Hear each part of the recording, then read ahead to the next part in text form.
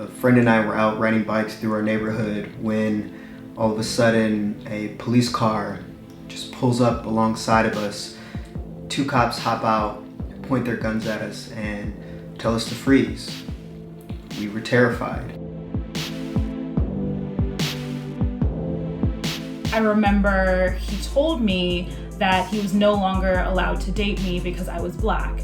I was about 6 years old in the first grade, and I remember one of my white classmates coming up to me in school and saying, "Why do all you Black kids have such strange names?" They told me that they were not allowed to play with the N-word. When I was walking to the fitness center in the mall at 5 o'clock in the morning, a Culver City police officer followed me for minutes, pulled his gun on me with no reason because he felt that I was potentially looking to rob or loot stores in the mall.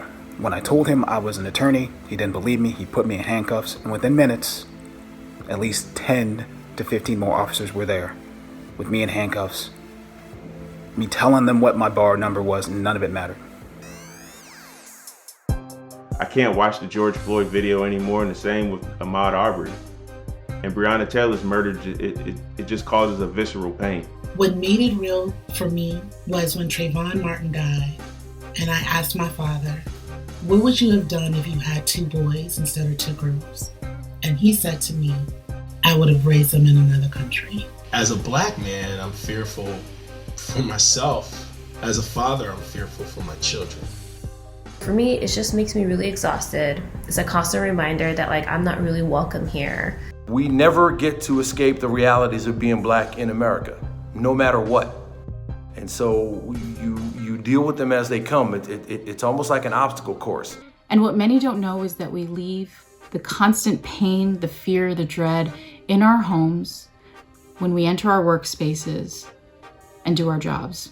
Having to show up for Zoom calls after you just read a terrible tragedy like a death of George Floyd, and then having to smile and be focused.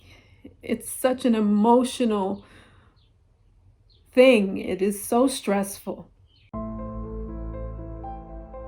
Racism is a legacy that we all inherited, and I am here to tell my colleagues that you have the permission.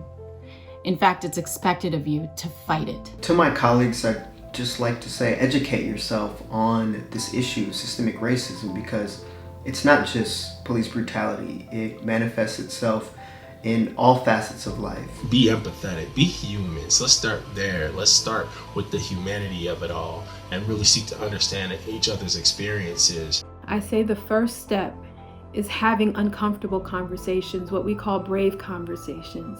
When you hear concepts or phrases that you don't understand or that may bother you or cause you to feel resistant, Black Lives Matter, structural racism, white privilege, if you don't understand it or it bothers you, do some research.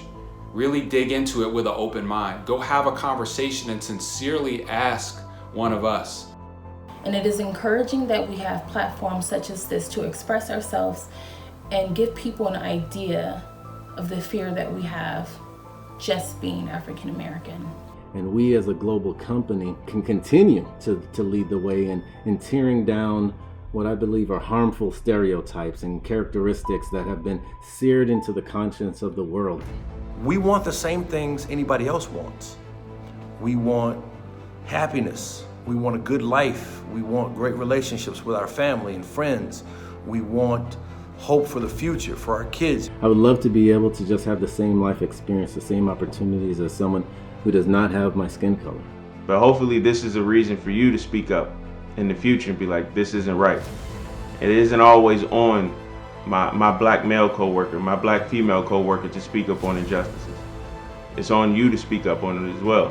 We just ask that you become our allies, that you march with us, that you walk with us, arm in arm. Remember when we all together proclaimed Wakanda forever? This is what it looks like.